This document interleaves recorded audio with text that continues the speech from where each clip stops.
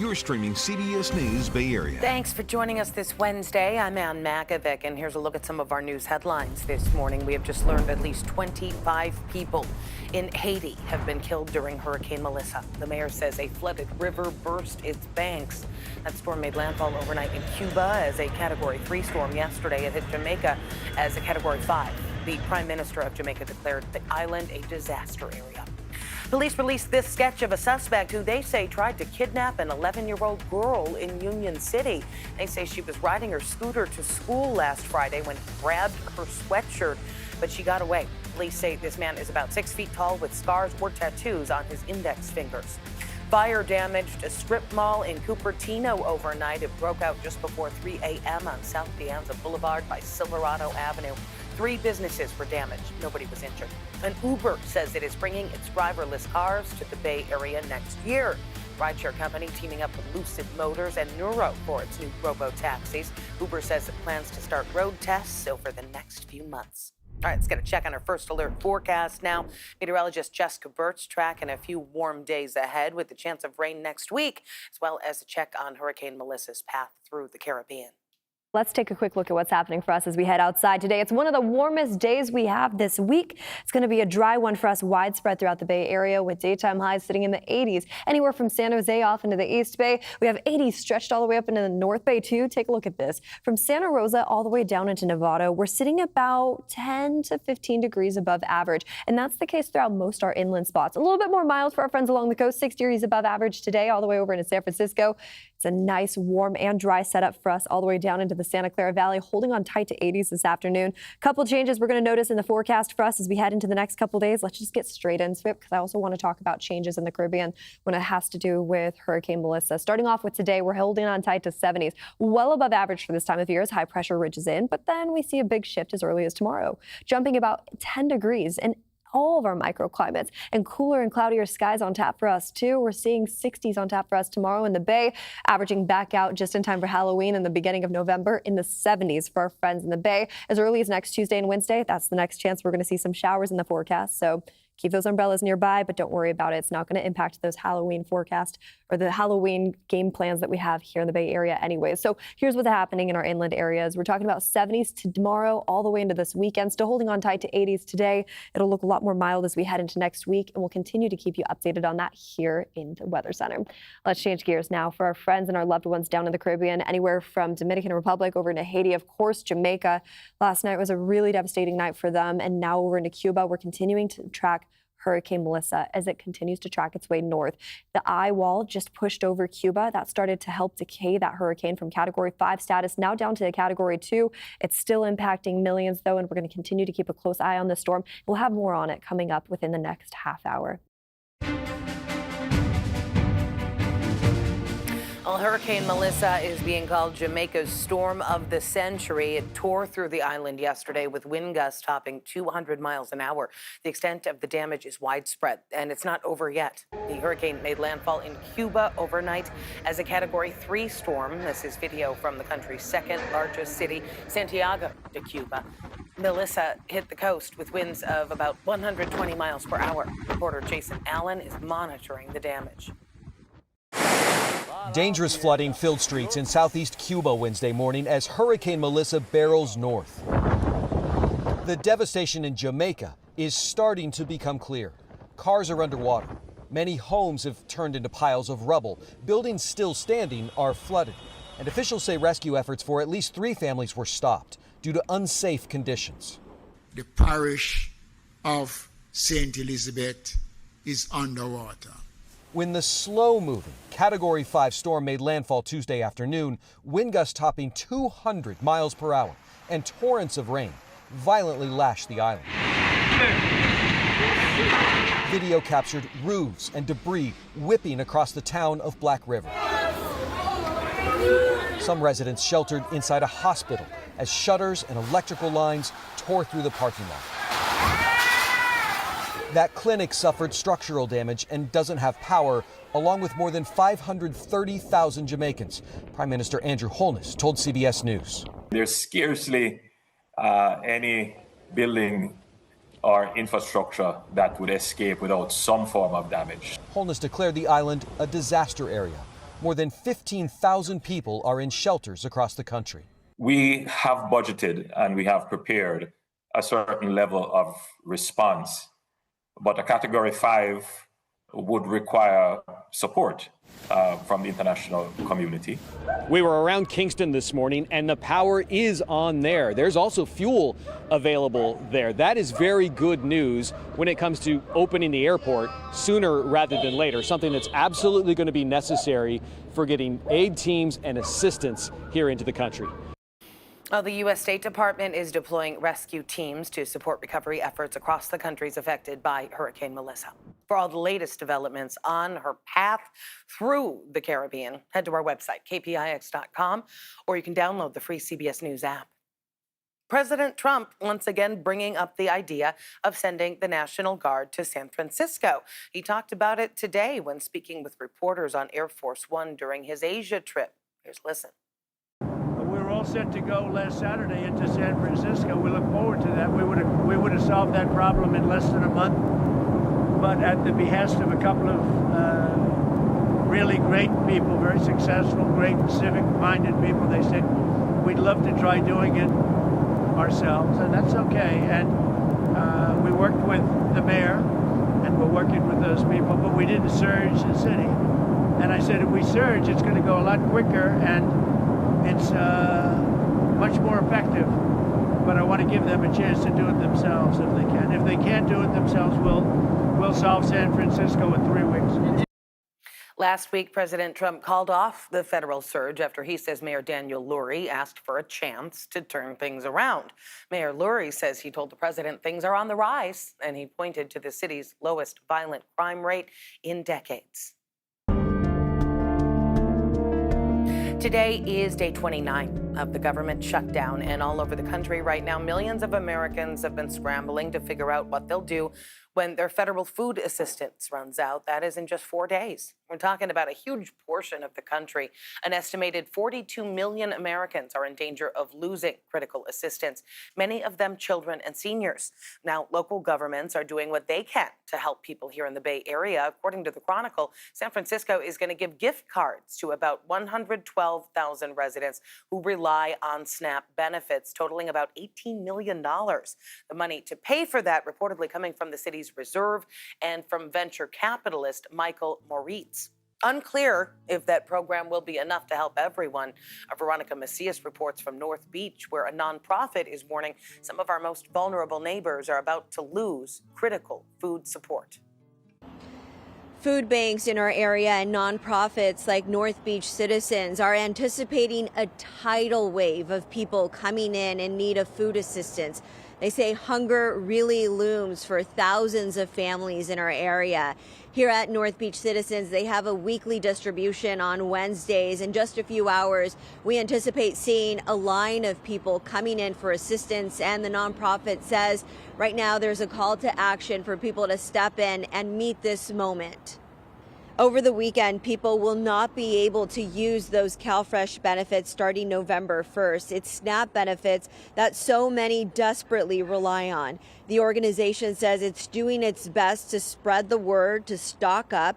They fear many seniors might not even be aware of what's happening. The situation is being projected to be dire, with people who are living off Social Security checks being forced to choose between affording food and their medication, or even in some cases, their rent. The SNAP benefits accounting for a third of people's income here. But it is devastating if you think of, the just 500 people that we're serving. There's going to probably be about 8,000 to 10,000 affected in just our district of San Francisco and District 3. So the need is huge. And that accounts for, just those 500 people accounts for about $58,000 worth of lost benefits in just the month of November. Christy telling me they help some 500 disabled seniors here at North Beach Citizens, people who make up the fabric of this community. And it's so devastating, she says, to see this happen right before the holiday season. Well, restaurants in San Jose, Oakland, San Francisco, Antioch, and Concord joining together to offer free meals to kids ages 12 and under. We spoke with the owners of Tony and Elba's Pizza and Pasta in San Jose, who told us it's the least they can do. The children are the ones that kind of suffer for everything that's happening. So we don't know how long it's going to be. Hopefully it isn't going to be too long. I use a quote from Mother Teresa that says, you don't have to do great things, you just have to do little things with great love. Tony and Elba's will offer kids a pizza or pasta plus a juice or milk with their meal. They also have games and toys available for diners. This all comes as California joins 22 states in suing the Trump administration. The goal is to force them to provide SNAP benefits during the government shutdown. California also fast-tracking the distribution of $80 million to support food banks across the state. Still ahead here on CBS News Bay Area, Oakland could be doubling down on a controversial camera network to fight crime. But are the extra eyes worth any potential privacy risks? It benefits the neighborhood, it benefits the city, it benefits us all as a whole. You should be angry that you're being lied to. We're going to hear from both sides of this debate. Plus, less than a week until California voters decide on Prop 50. And the result will make an impact from coast to coast. Now, a hint from early voting about its chances of passing. To have such a small election, this has generated a tremendous amount of interest.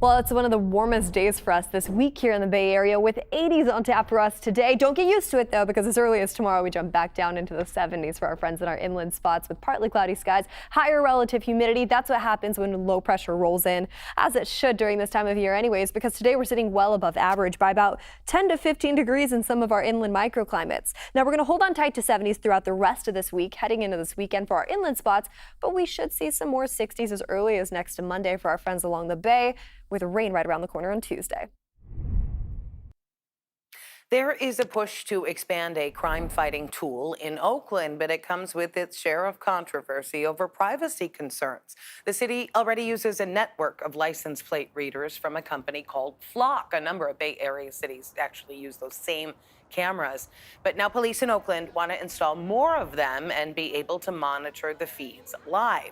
But that has privacy advocates sounding the alarm. Our Katie Nielsen heard from people on both sides of the debate, including a business owner who thinks the cameras will make his shop safer.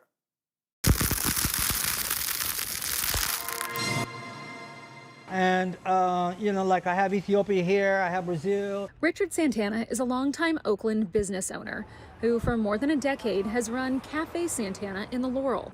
Says they've had to change the way they do business because of crime. None of the local businesses around here carry cash because we're always worried that someone's going to come in and rob us and or take from our customers, so customers don't carry cash. He says his shop's been broken into 4 times over the past 12 years, most recently about a year and a half ago, despite a pile of cameras right above the door. That's why he supports the change in policy the Public Safety Committee will be voting on, allowing Oakland police to not only expand the use of Flock cameras, but also monitor them in real time. The cameras scan license plates and alert police to help track down stolen or wanted cars. OPD also wants to integrate privately owned cameras into its system. If it's used correctly and they can catch criminals in the act and get them off the street, that benefits the community, it benefits the neighborhood, it benefits the city, it benefits us all as a whole. Privacy issues are the main concern brought up every time the council discusses the Flock cameras and the possibility of sharing data with other agencies, including federal agencies like ICE. I think that certain guidelines and restrictions need to be placed to prohibit any of that stuff happening. But Kat Brooks with the Anti-Police Terror Project says if the change is made, no amount of guidelines will protect Oakland residents from living in a surveillance state. So my daughter, she leaves the house, she goes to the lakes, and she goes to the lakes, she goes to the cafe. All of those movements are being gathered without her consent and stored in a database that they want us to believe that they're going to delete every 30 days. Says who? Brooks says the almost $2.5 million price tag for the cameras is money that should be used for violence prevention measures, not increasing a police state. You should be angry that you're being lied to, and you should start demanding resources and services that are actually going to keep your business, your families, and the rest of Oakland safe. Well, Oakland police have said the cameras won't be used to share data with federal agencies, which is against state and city law. But multiple news outlets have reported that other police departments have used Oakland's system on behalf of federal law enforcement investigations, even without the consent of police. Oakland's Public Safety Committee is expected to vote on the issue next month. Meantime, police in Oakland are touting some progress in their crackdown on sideshows. They say they've seized more than 170 cars this year alone. Recently, officers were able to track down 3 cars involved in a sideshow that happened in August. OPD says the majority of the cars seized are registered outside of Oakland. Cars found to be participating in illegal sideshows can be towed and held for 30 days by the city. Clerks at the San Francisco Superior Court have called off a 1-day strike that was scheduled for today. That is according to a union spokesperson. Just days ago, clerks picketed outside of the Hall of Justice. They were protesting what they described as management's failure to address staffing shortages and inadequate training. Now the union says that tentative agreement has been reached with the court, and court operations will continue as normal. Details of the agreement have not been released. We are less than 1 week away from the special election that could determine the balance of power in the nation. We're talking about Prop 50. Special statewide election has garnered national attention and influence, and we're already seeing some pretty high voter turnout. Millions of ballots have already been cast. Lauren Toms breaks down what that might tell us when it comes to the final result. To have such a small election, this has generated a tremendous amount of interest. Secretary of State Shirley Weber says voters are responding in a big way to the single statewide issue on the ballot. We have thus far, as of, I guess, a day and a half or 2 days ago, generated almost 5 million Californians who've already cast their ballot and have been counted. According to the department, every registered voter was issued a vote-by-mail ballot. State data shows many are returning them early, especially in counties that would see major changes if Prop 50 passes. The darker shade of green on this map represents counties with a higher percentage of ballots returned. Sierra County on the Nevada border has already seen more than 42% of voters cast ballots. Plumas County nearby is at 40% so far. Both counties, represented by Republicans, would be redrawn under Prop 50 to favor Democrats. In the Bay Area, Marin and Sonoma counties, which would also be impacted by the new maps, are also above 30% returned. That's well above the 2022 midterms, where just over 18% of ballots had been cast 1 week before Election Day. University of San Francisco political expert James Taylor says voters may be treating Prop 50 as a moment to weigh in on the state of politics right now. The voters are trying to find a way of expressing themselves about the politics of now. And whether they're left or right or center, they are thankful, I think, for the outlet to be able to express something right now, send messages to politicians and to the government. The stakes, he says, are high. The outcome is widely seen as a test of Governor Gavin Newsom's political influence. He led the campaign for Prop 50 and hasn't ruled out a run for president in 2028. This vote will be in part interpreted as support for Gavin Newsom, not just for the proposition itself, but also for the prospects of his presidency. It's a yes-no choice with no other competing statewide initiatives, which could also incentivize voters to make a decision early, he says. But for Weber, it's a welcomed moment of civic participation. It is generating, however, quite a bit of interest, and that's important. And we hope it continues to do that so that people actually turn out and express yes or no what they want with regards to this particular issue in California. The state insists this election is safe and secure, regardless of how people decide to cast their ballots. Officials are encouraging voters to return them early, but polling places and ballot boxes will remain open through Election Day, counting every ballot cast. You can find all our coverage on Prop 50 and the other races on the ballot next Tuesday on our website, kpix.com. Still ahead here on CBS News Bay Area, local ranchers putting a Bay Area county on the map. How their cattle, pigs, and sheep are powering a boom along the coast. We have connection with so many farms, so many organic farms that we, do meat trades with.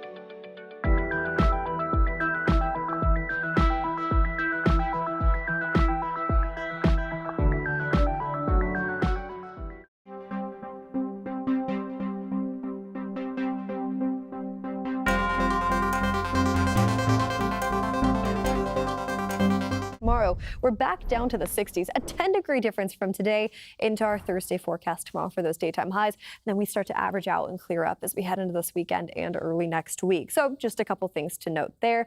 We're gearing up for some beautiful weather on tap for us this week, but as early as next Tuesday and Wednesday, there is a good chance we could see some showers rolling back in. So our long-range models are painting that picture that we're not in this dry stretch for too much longer. As early as next Tuesday, we'll see rain returning into the forecast, but from now until then, let's talk about some things. Friday is Halloween. Our inland area is gearing up for 70s on tap for us for at least the daytime highs. Once we see that sunset, though, it cools down fast. We're going to be holding on tight to 60s into those overnight hours, so keep that in mind as you head out the door with the kiddos and trick-or-treating. Another thing to mention, too, we're shifting gears completely. We've been continuing to keep close eye on Hurricane Melissa, and we'll continue this coverage, too, as it continues to track its way north. Now, the eye just went over Cuba earlier in the morning hours today. It's re-entering the Atlantic, currently at a Category 2 status, max sustained winds around 105 miles per hour. That system hit as a Category 3 to Cuba. It hit as a Category 5 for our friends down in Jamaica. We're continuing to keep a close eye on this system as it's impacting millions across the board. For now, back to you. Well, the peninsula is seeing a bit of an agricultural boom. San Mateo County just released its annual crop report for last year. They've seen a more than 7% increase in agricultural production, largely because of a 38% increase in livestock. County leaders say the price of cattle and number of animals sold contributed to this growth. But it's not just cattle, it's also pigs and sheep. Our Suji Nam takes us to a family ranch in Half Moon Bay to see the work they do to produce locally for residents all across the Bay Area.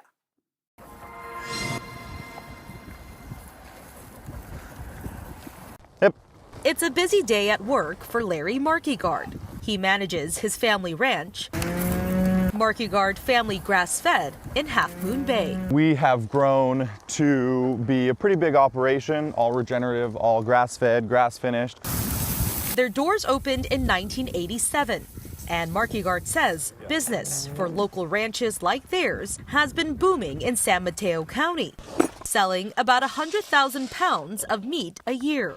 Our beef, we have been getting more cattle, we have been getting more pigs, we have been getting more sheep, more chickens every year. His family ranch is just one part of the bigger story of agricultural boom countywide. The annual crop report announced the county's production value reached more than $106 million last year, the highest since 2019. Livestock saw the largest increase, and it increased by 38%. And the livestock increase was due to higher prices, but also the number of head that was sold. Horn Whittle, the county's agricultural commissioner, said floral and nursery crops led with more than $60 million generated, followed by vegetables at $27 million. One of our large commodities is Brussels sprouts, and we're known for the Half Moon Bay Pumpkin Festival. And it's growth like this that Markegard is seeing that continues to put San Mateo County on the map. We have connection with so many farms, so many organic farms that we, do meat trades with. County leaders say a 25% increase in rainfall last year, along with more partnerships for local products, helped the growth. Talking to people, going to the farmers markets and interacting with people and making connections. And for ranchers like Markegard, he's looking forward to what the next seasons will bring. So how is 2025 shaping up? Well, it's probably going to be a while before we know. County leaders say they usually compile the findings for the annual report in January. They should have this year's numbers around next July. Coming up in our next half hour here on CBS News Bay Area. As millions of Americans are about to lose critical food assistance, a local restaurant is stepping up in a big way to help. How the issue hits home for the owners. If you don't have the food to feed your child, that is the literal worst thing you can imagine as a parent. She came up with the idea for being able to give back a little something.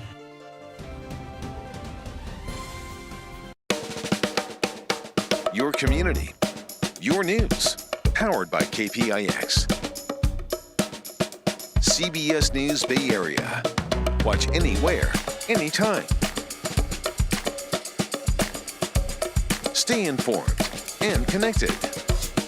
Trusted local news when you want it. CBS News Bay Area. Watch free on any device.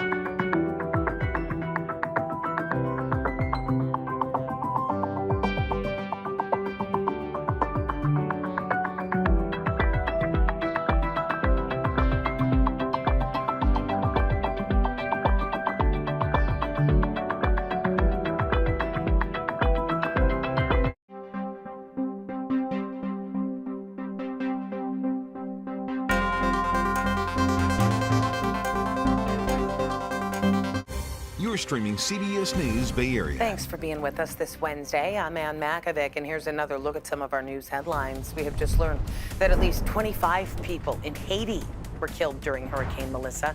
The mayor says a flooded river burst its banks. That storm made landfall overnight in Cuba as a Category 3 storm. Yesterday, it hit Jamaica as a Category 5. The Prime Minister of Jamaica declaring the island a disaster area.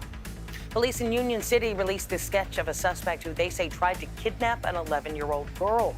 They say she was riding her scooter to school last Friday when he grabbed her sweatshirt, but she got away. Police say the suspect is about 6 feet tall with scars or tattoos on his index fingers. And Uber says it is bringing its driverless cars to the Bay Area next year. Rideshare company teaming up with Lucid Motors and Nuro for its new robo-taxis. Uber says it plans to start road tests in the next few months. All right, let's get another check on our first alert forecast. Halloween is coming. Here's meteorologist Jessica Birch, who also has a check on the path of Hurricane Melissa through the Caribbean. Let's take a quick look at what's happening for us as we head outside today. It's one of the warmest days we have this week. It's going to be a dry one for us widespread throughout the Bay Area with daytime highs sitting in the 80s. Anywhere from San Jose off into the East Bay. We have 80s stretched all the way up into the North Bay too. Take a look at this. From Santa Rosa all the way down into Nevada, we're sitting about 10 to 15 degrees above average. And that's the case throughout most our inland spots. A little bit more mild for our friends along the coast. 6 degrees above average today all the way over into San Francisco.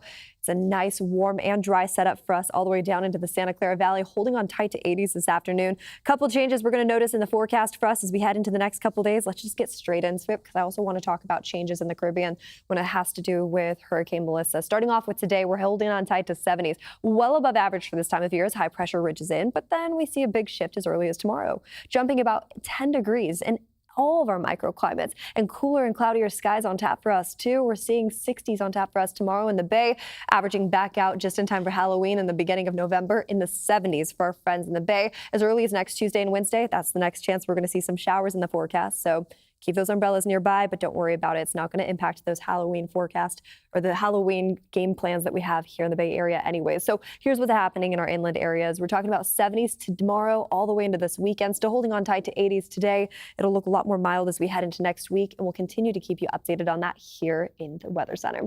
Let's change gears now for our friends and our loved ones down in the Caribbean, anywhere from Dominican Republic over into Haiti, of course, Jamaica.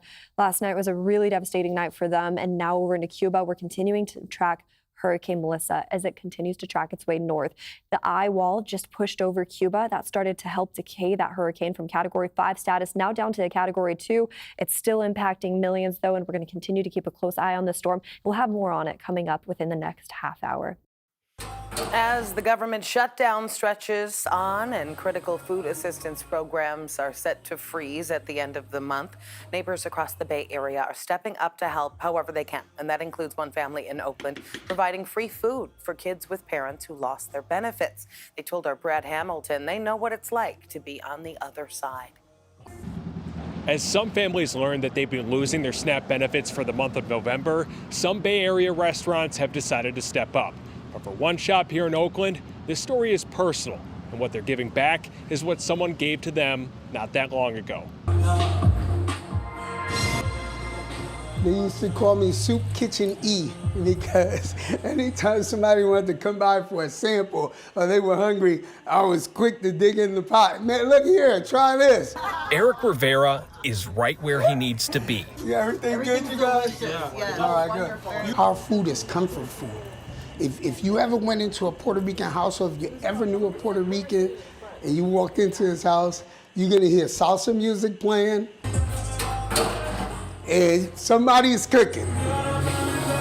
With his salsa music playing, the owner of Puerto Rican Street Cuisine on 23rd Avenue is prepping for another day of business. But as Eric steadily stirs a pot of his homemade rice, he's reminded of a time when this life was taken away. Unfortunately, sometime in 2018, I had a life-altering situation where I went away to prison for almost 6 years for a crime I didn't commit. This is the part where you usually come in and tell me to clean up. And how during this time away, his wife Robin had to lean on food provided by others to get by. My wife was at the SNAP benefits. every Monday. She's getting her card, she's going for all the benefits that were available to her. Every week we'd get like a whole chicken, lots of canned foods, just everything you need to be able to survive. When Eric got out, he went to work on opening up this restaurant. My situation, I realized you could take time from me, but you can't take what I already know. And so my goal and the promise I made to my mother before she passed was that I was going to keep doing this. But as he continues this new journey, Robin recently reminded him of their past, how some in the community would be losing their SNAP benefits in November due to the government shutdown, and how it would have impacted her not too long ago. It's food. If you don't have the food to feed your child, like that is the literal worst thing you can imagine as a parent. When she was like, what can we do? I was like, let's put something together. She came up with the idea for being able to give back a little something. So, for the month of November, any family that shows proof of being on SNAP benefits will have their children's meal provided for free by Eric and Robin's restaurant. Oh, these are the chicken and cheese. For a small business that just got opened several months ago, Eric and Robin say it's the best they can do. But as they both learned, in their toughest time together, any act of kindness helps. Whatever you give to the universe, you're going to receive back, without question. With each pot of rice made, and with each salsa song played, this family will give back what was once given to them, and they wouldn't want it any other way. At the end of the day, we're just trying to give something back so somebody eats and nobody goes hungry. Eric says they wouldn't have a restaurant today if it weren't for the community's support and help, so to give back is a blessing. He says that this program will continue through the month of November, and if anyone with SNAP benefits needs help beyond that point, they will do the best they can. Well, if you need help finding food assistance, you can call 211. That is the state hotline. Some food banks also offer home deliveries. You can check with your nearest food bank if walk-ups are accepted or if you need to register ahead of time. In the Middle East, Hamas officials say at least 104 Palestinians have been killed in Gaza after Israel launched airstrikes overnight. Israeli Prime Minister Benjamin Netanyahu ordered those airstrikes after accusing Hamas of breaking the ceasefire and killing a soldier. It was the deadliest day since the ceasefire began more than 2 weeks ago.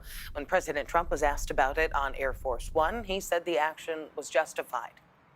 Say it was sniper fire, and it was retribution for that, and I think they have a right to do that. The president was referring to a report that enemy fire had been aimed at IDF forces in southern Gaza, killing an Israeli soldier. Hamas has denied any involvement in that attack. Ramped up security at San Francisco's Golden Gate Park after police say a child was sexually assaulted there. Investigators say it happened near the soccer fields this past Thursday after the child went to use the restroom during practice. SF Parks and Rec tells us a park ranger is now stationed near the restrooms when youth are using the field. Rangers also conducting additional checks throughout the day, including weekends. Security camera also been installed in the area. We talked to a father whose daughter plays soccer. He told us he's educating her to make sure she protects herself.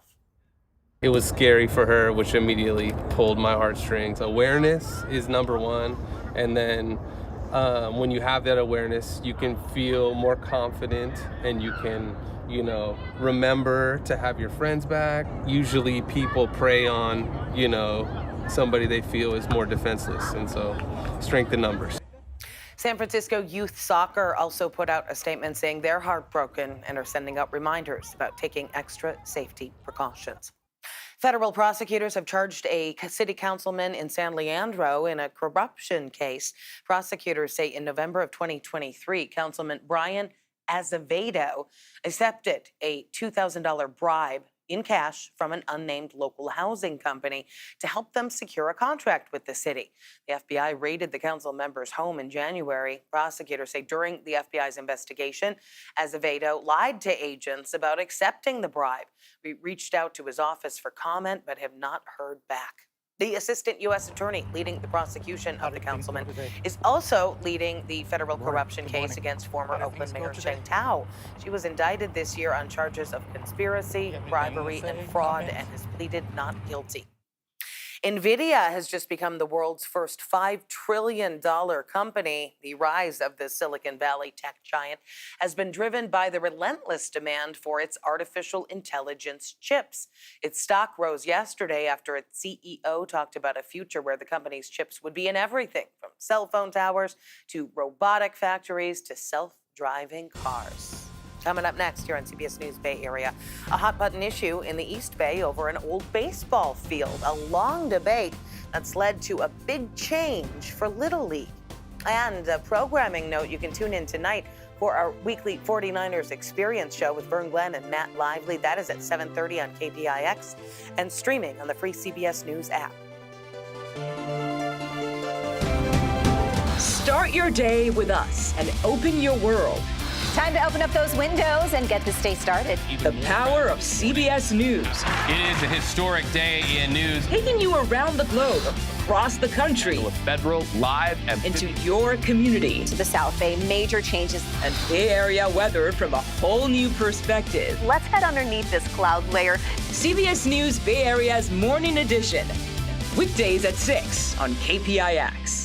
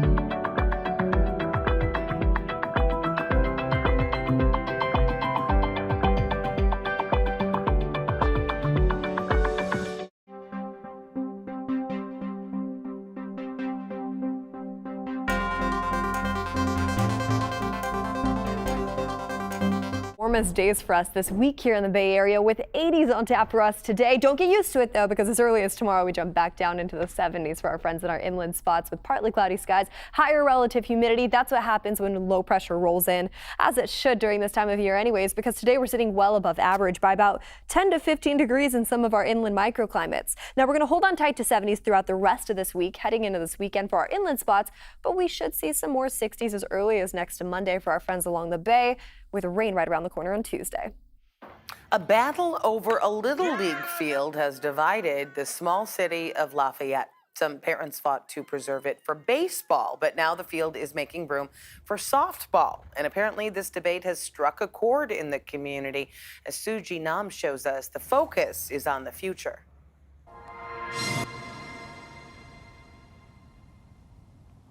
Merely 12 hours after a contentious city council vote, I'm stunned. Kat Lukacs is surprised to see work underway to convert a beloved city baseball field to make it softball compliant. When the city mobilized this fast, something doesn't add up there. Kat is the newly named vice president of softball with Lafayette Little League, and like many residents in the town, has deep ties to Cheney Field. Thinking of all the games that I've attended here. The change comes as a 21-year lease between the city and Little League comes to an end.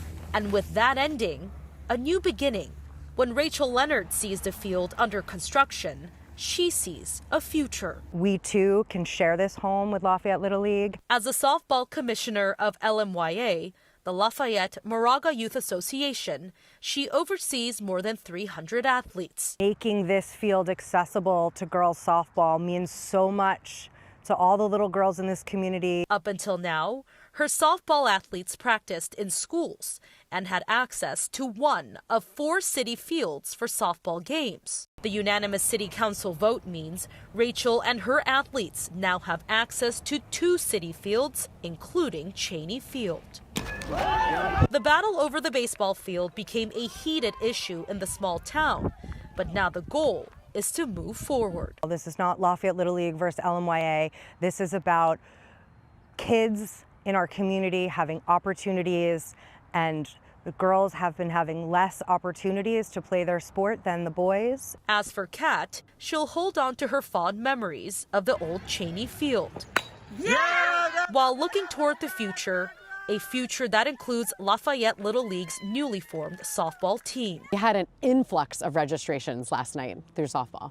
So I'm really excited to see that there's already enthusiasm garnering around supporting a stronger league for girls softball. A silver lining with the hopes of benefiting both the boys and girls of Lafayette. Well, the goal is to have Cheney Field ready by the 2026 softball season. The city council says it's looking into ultimately installing synthetic turf at the field. Coming up here on CBS News Bay Area, how a local tattoo artist is helping breast cancer survivors restore their confidence, one tattoo at a time. I just had an extreme sadness, and I would say right now I'm living my best life, for sure. Yeah, come on in.